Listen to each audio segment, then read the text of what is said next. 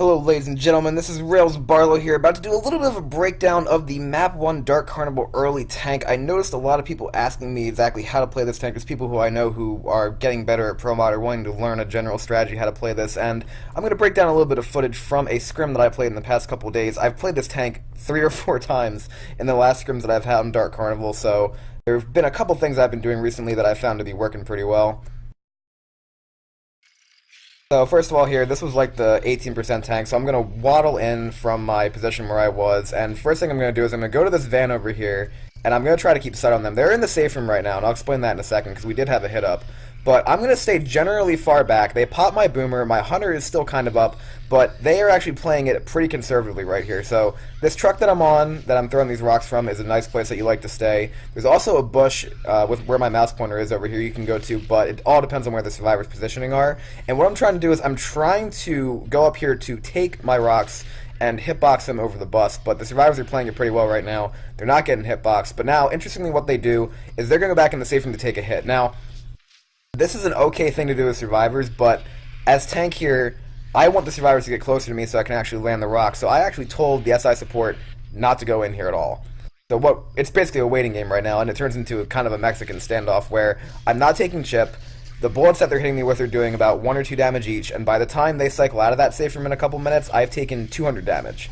So that's literally, I have 5,800 health left. There's no reason for them to even waste their ammo on it, honestly. So they get a little bit of damage, but now we're going to see Ellis here move out of position and try to go for that hunter. So at this point, they're coming out of the safe room, and this is where I tell them to launch the hit. You got to wait for the survivors to get out of position to start moving those hits in.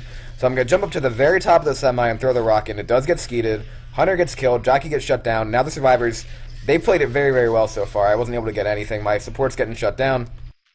And this is where I'm going to go to second pass, but this is a rock tank. I shouldn't have to worry about committing, and now, at this point, they all start trying to LS me behind the bus to force me AI. I'm going to throw my rock over the top, and I manage to hitbox Nick here. Now, what happens next is a good example of survivors moving out of position, because after I hitbox Nick, they figure, okay, so I've got my rage refilled. I don't think they knew I was on second pass.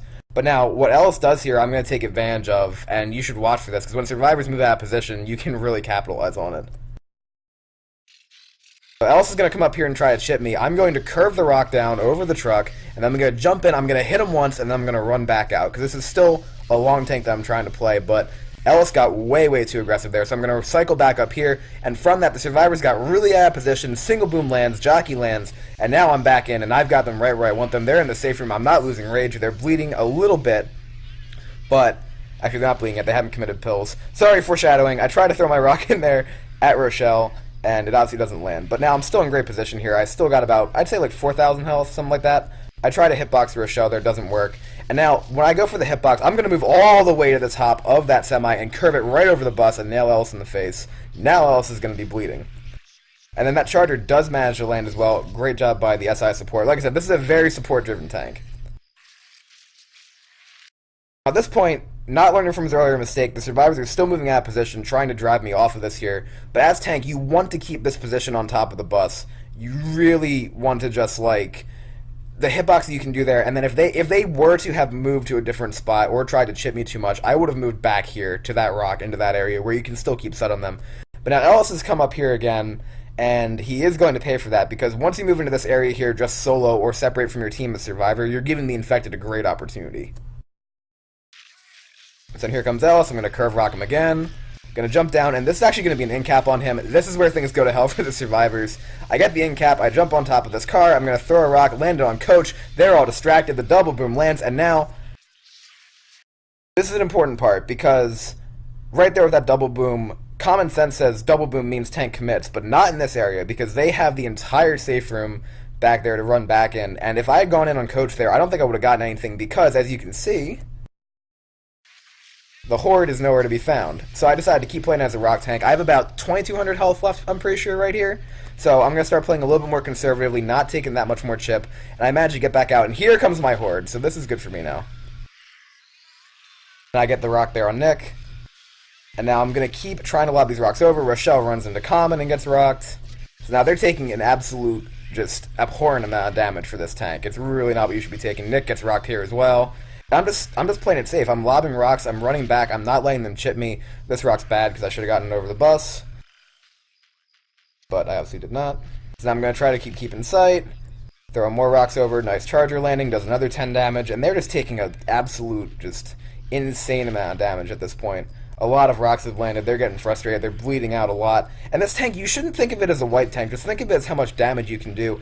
Typically, my team likes to shoot for like 3 rocks at most. Another double boom lands from the billboard because they're still out of position.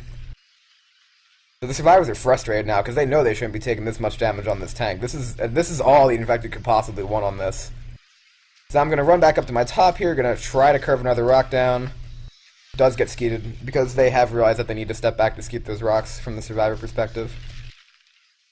Yeah, they're running back in the safe room to try to clear the horde again. Another SI hit, looks like it's going in. And now the hunter lands, and I'm going to land an intercept rock here on Rochelle. So that's even more damage going out. Another rock landing. And like I said, I've been on second pass for the past, like 3 minutes right now. So you shouldn't freak out if you have to go to second. Just keep trying to keep sight, keep staying mobile. I'm down to about, I want to say 600 health right now. So I'm going to stay way out.